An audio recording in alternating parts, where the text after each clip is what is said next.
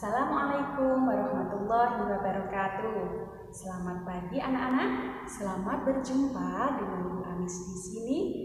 Dan pada hari ini kita masih dalam pembelajaran daring.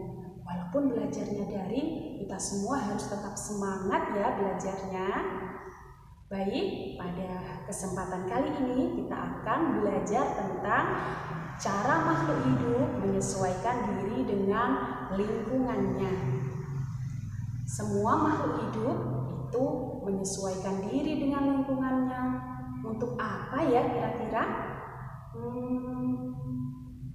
Makhluk hidup menyesuaikan diri dengan lingkungannya untuk bertahan hidup dan juga untuk dapat memperoleh makanan. Cara menyesuaikan diri makhluk hidup terhadap lingkungannya biasa kita sebut dengan adaptasi. Nah, berarti adaptasi itu adalah penyesuaian diri makhluk hidup terhadap lingkungannya. Nah, di sini kita akan membahas adaptasi terhadap hewan dan tumbuhan. Adaptasi terhadap hewan dan tumbuhan ini terbagi menjadi 3 macam. Yang pertama adalah adaptasi morfologi. Adaptasi morfologi adalah penyesuaian bentuk makhluk hidup atau organisme dalam lingkungannya. Jadi makhluk hidup ini untuk menyesuaikan diri dengan lingkungannya, mereka merubah bentuk tubuh mereka. Seperti contohnya pada hewan unggas. Nah, hewan unggas kan ada macam-macam. Ada burung, bebek, ayam, dan lain-lain.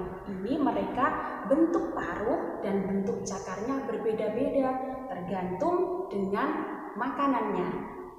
Kemudian pada tumbuhan biasanya terlihat bentuk yang berbeda pada daun dan juga akar tumbuhan tersebut tergantung tempat hidupnya. Jadi berbeda tempat hidup, mereka juga berbeda penyesuaian dirinya. Tempat hidup tumbuhan yang pertama yaitu tumbuhan yang hidup di tempat kering atau biasa disebut xerofit. Contohnya kaktus dan pohon kurma. Ini bisa terlihat khususnya pada tumbuhan kaktus. Tumbuhan kaktus daunnya berubah menjadi duri-duri kecil untuk menghindari penguapan supaya mereka tetap dapat hidup di dalam tempat yang kering. Kemudian ada lagi tumbuhan yang hidup di tempat berair, yaitu hidrofit. Bisa disebut juga hidrofit, tanaman atau tumbuhan yang hidup di tempat berair. Contohnya seperti teratai dan eceng gondok. Kemudian tempat hidup yang ketiga untuk tumbuhan yaitu higrofit. Higrofit ini adalah tempat hidup yang lembab. Lingkungan mereka lembab, tidak kering dan juga tidak basah, tetapi lembab. Contohnya pakis dan lumut. Kemudian adaptasi yang kedua yaitu adaptasi fisiologi. Adaptasi fisiologi adalah penyesuaian bentuk organ-organ dalam tubuh dan juga alat tubuh dalam lingkungannya. Penyesuaian bentuk dan juga organ-organ pada makhluk hidup untuk menyesuaikan diri dalam lingkungannya ini disebut adaptasi fisiologi ya. Berbeda dengan adaptasi morfologi. Kalau adaptasi morfologi kita bisa jelas melihatnya, melihat bentuknya. Tetapi adaptasi fisiologi ini tidak dapat dilihat karena berada di dalam tubuh makhluk hidup tersebut. Contohnya hewan ruminansia. Hewan ruminansia ini kan pemakan rumput. Dia kembali mengunyah menelannya.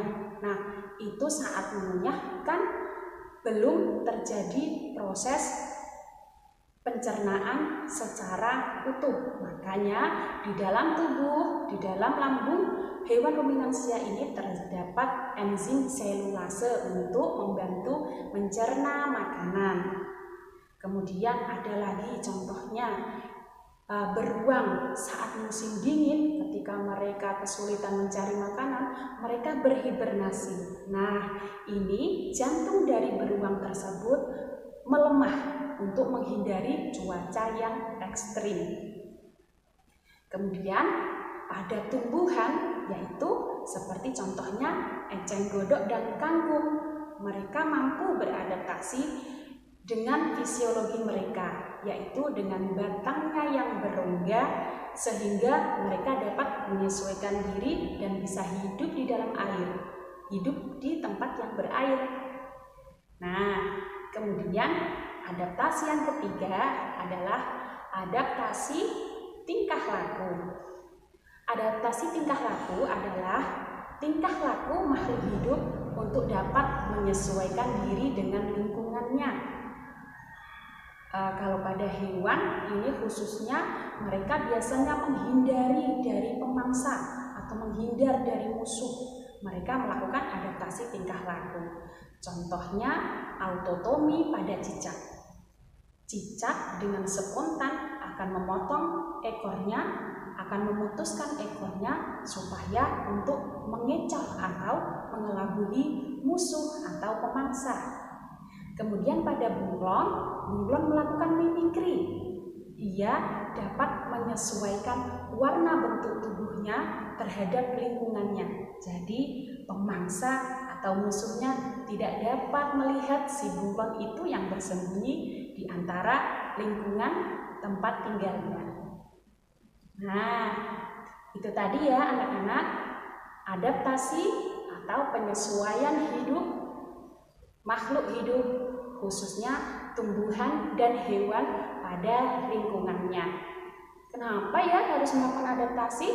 Supaya mereka tetap bertahan hidup dan dapat memperoleh makanan, sehingga mereka tetap bisa hidup terus dan tidak terjadi kepunahan. Baik, demikian materi kita pada pagi hari ini. Sampai jumpa pada pembelajaran daring selanjutnya. Wassalamualaikum warahmatullahi wabarakatuh.